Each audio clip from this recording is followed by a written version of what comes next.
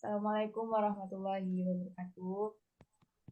Selamat pagi semuanya. Perkenalkan kami dari kelompok kapasitas kelembagaan pendidikan perguruan tinggi yang beranggotakan Desmita Ayu Rahmawati, Uci Anada Putri, dan saya Sohibah Fauzia akan mempresentasikan tentang kelembagaan pendidikan perguruan tinggi PTNBH di Universitas Brawijaya. Next.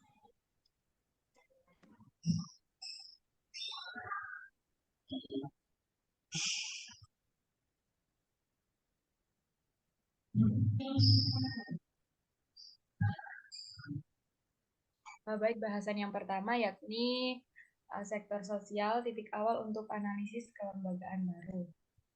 Mengacu pada karya Scott dan Meyer tahun 1991 tentang perorganisasian sektor sosial dan peran analisis sektoral dalam teori institusional, menyarankan beberapa arah baru untuk analisis kelembagaan pendidikan, yaitu yang pertama, sektor kelembagaan mendorong masyarakat untuk mengambil pandangan luas tentang organisasi yang menyusun pendidikan, di mana hal tersebut ditujukan untuk memeriksa bagaimana organisasi berfungsi dengan baik.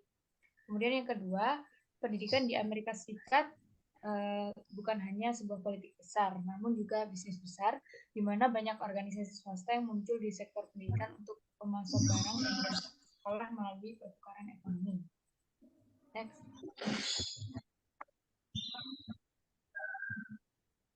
Kemudian tentang tata kelola dan pertukaran di sektor masyarakat. Masalah pertukaran tampak besar di bidang pendidikan. Pertukaran berperan sentral dalam masalah-masalah seperti kontrak ataupun pasokan. Ditambah lagi, sifat dari sektor pendidikan di Amerika Serikat adalah pertukaran ekonomi yang menjadi elemen sentral dari urusan pendidikan. Untuk itu, pertukaran ini layak menjadi perhatian tersendiri. Yang pertama, ada pertukaran dan pemerintahan. Salah satu cara untuk mempelajari masalah pertukaran di sektor pendidikan adalah dengan menggunakan pendekatan neo-institusional di bidang ekonomi dengan mempelajari bagaimana merasionalisasi kontrak yang mengatur beragam pertukaran internal dan lintas batas. Yang kedua, pertukaran dan produktivitas. Proses tata kelola dalam pendidikan dapat secara positif atau negatif mempengaruhi kemungkinan bahwa reformasi pendidikan akan diterapkan ke dalam inti teknis sekolah. Umumnya, kegiatan pengajaran di dalam sekolah dibangun menggunakan teks dan tes yang diperoleh di luar sekolah. Namun di Amerika Serikat sendiri, industri penerbitan memaksa sekolah untuk mencari buku teks yang berorientasi reformasi untuk terlibat dalam pertukaran pasar perusahaan penerbitan hasil di pasar modal. Meskipun lamban dalam berinovasi dan tidak memproduksi produk yang disesuaikan secara lokal sesuai tata kelola pendidikan. Next.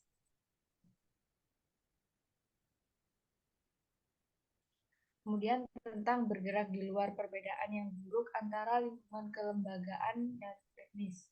Nah, menurut Scott dan Meyer, lingkungan sebagian besar dilihat sebagai pengaturan tata kelola yang berfungsi untuk memastikan kesesuaian, sementara lingkungan teknis melibatkan jaringan transaksi ekonomi yang mempengaruhi transaksi ekonomi. Konstruksi kelembagaan lingkungan teknis. Menurut Suchman 1995, pembangunan kelembagaan dimulai dengan penemuan masalah teknis yang kemudian dinamai dengan masalah berulang. Namun munculnya masalah berulang pada kondisi struktural dalam sektor kelembagaan dapat terjadi secara berbeda sesuai dengan sifat dari sektor industri tersebut.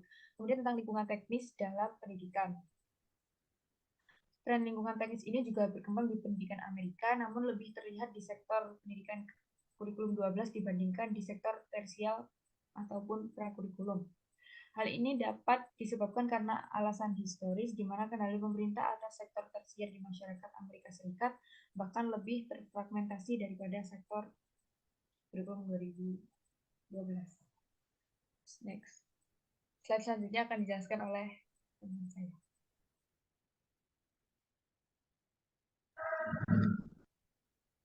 Baik, yang selanjutnya adalah tata kelola lebih banyak dari mitos dan upacara.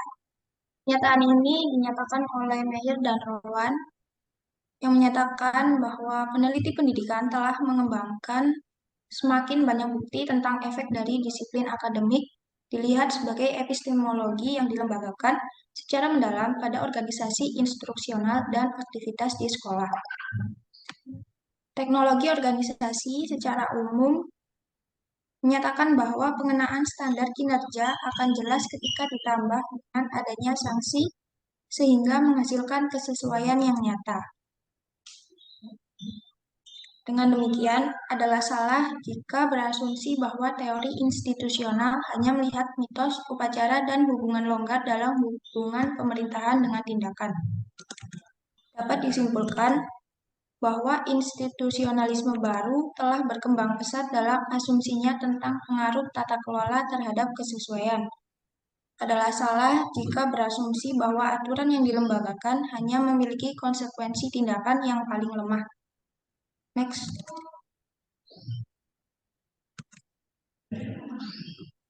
Pernyataan selanjutnya adalah proses kelembagaan dan kegiatan pasar. Yang pertama yaitu pasar politik dan pasokan layanan instruksional. Menurut Meyer dan Rowan, tempat terakhir institusionalisme baru dapat berkontribusi pada analisis tren pendidikan saat ini adalah berkaitan dengan peran proses institusional dalam mengatur aktivitas pasar. Terdapat banyak cara di mana pasar dan politik berbaur dalam penyediaan barang publik. Misalnya adalah bentuk kelembagaan umum seperti sertifikasi dan lisensi profesional, pengembangan skema kemampuan akuntabel, penciptaan insentif pajak, subsidi, dan sebagainya yang diusulkan sebagai sarana menopang kegagalan dan juga digunakan sebagai metode untuk memperbaiki masalah dalam pasokan barang politik.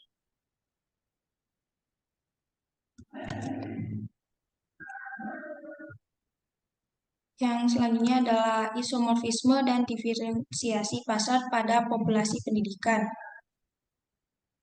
Pernyataan ini ditegaskan oleh penelitian Meyer dan Rowan, di mana pada pendidikan di Amerika, perbedaan antara sekolah negeri dan swasta dalam hal strategi bisnis hanya sedikit.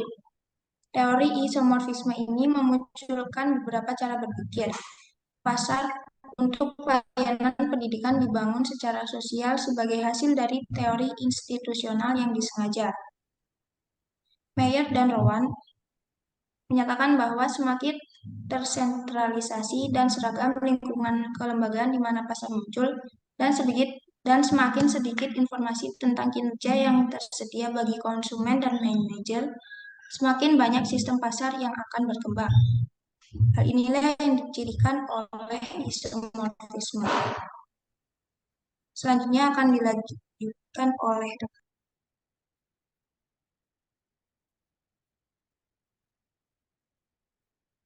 Baik, selanjutnya yakni